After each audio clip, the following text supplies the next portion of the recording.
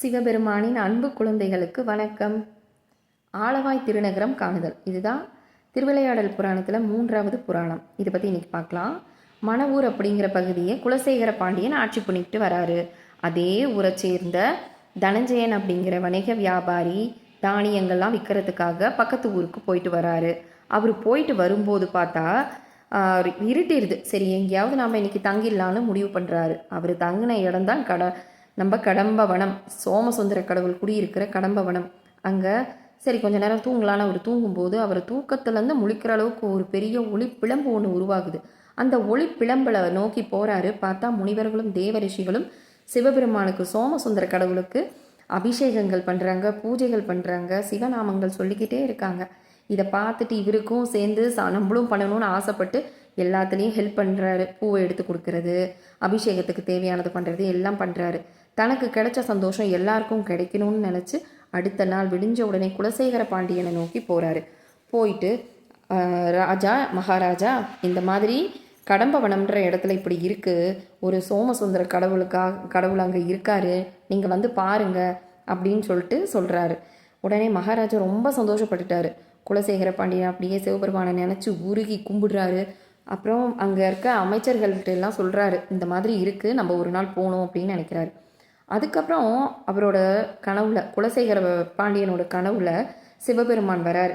வந்து, குலசேகரா, கடம்பவனத்தில் யான் இருக்கிறோம், நீ அந்த இடத்துல எனக்காக ஒரு கோயிலையும் திருநகரத்தையும் அமைப்பாயாக அப்படின்னு சொல்லி மறைகிறார். இது கேட்ட உடனே குலசேகர பாண்டியனுக்கு தூக்கம் வரவே வரல. முழிச்சிட்டாரு. எப்படா விடியும்னு காத்திருக்காரு. விடிஞ்ச உடனே அமைச்சர்கள், ரிஷிகள், முனிவர்கள், ஞானிகள் இவங்களெல்லாம் கூப்பிடுறாரு தன்னோட அரசவைக்கு. நடந்த கனவையும் கதையையும் சொல்கிறாரு. சொன்ன உடனே அவங்க எல்லாம் அவ்வளோ ஆச்சரியப்படுறாங்க, சிவநாமத்தை சொல்லிக்கிட்டே இருக்காங்க. சரி, கடம்பவனத்துக்கு போய் பார்ப்போம் அப்படின்னு அவங்களுக்கு ஆசை.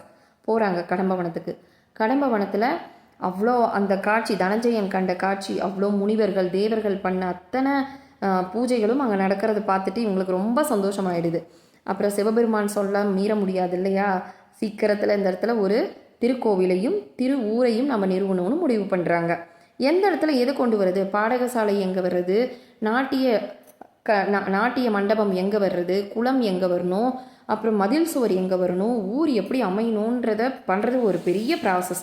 ஒரு சின்ன வீடு கட்டுறதுக்கே 1000 டிஸ்கஷன் வர்றப்போ ஒரு நகரத்தை உருவாக்கணும், ஒரு கோயில், திருக்கோயிலை அமைக்கணுங்கிறது பெரிய ஒரு டிஸ்கஷன் போயிட்டுருக்கு. இப்போதான் நம்ம ஆள் வராரு. யார்? நம்ம சிவபெருமான் சூப்பராக வராரு, ஒரு சித்தர் வடிவத்தில். பார்த்தோன்னே குலசேகர பாண்டியனுக்கு தெரிஞ்சிருச்சு.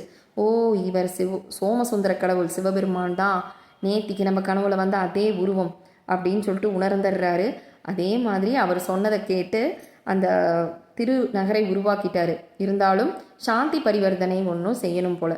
அது பண்ணணுங்கிறதுக்காக இவர் ரொம்ப கஷ்டப்பட்டுக்கிட்டு இருந்தார். குலசேகர பாண்டியன் அதை எப்படி பண்ணுறது அப்படின்னு தெரியாமல், அதாவது சாந்தி அடையணும் அந்த நகரம், அதாவது பண்ணினதுக்கு கிரகப்பிரவேசம் பண்ணுற மாதிரி. இதுக்கு சிவபெருமான் என்ன பண்ணார்னா, அவருடைய ஜடா முடியில் இருக்க அந்த பிறையிலிருந்து அமுத மதுரத்தை தெளிக்கிறாரு. அதனால் அந்த ஊர் மதுரைன்னு இன்னைக்கு சொல்கிறோம். அந்த மதுராபுரி தான் அந்த மதுரத்தினால உருவான ஊர். இதோட இந்த கதை முடிவடையுது. அடுத்த புராணம் நாளைக்கு. மீண்டும் சந்திப்போம். சிவாய நமக.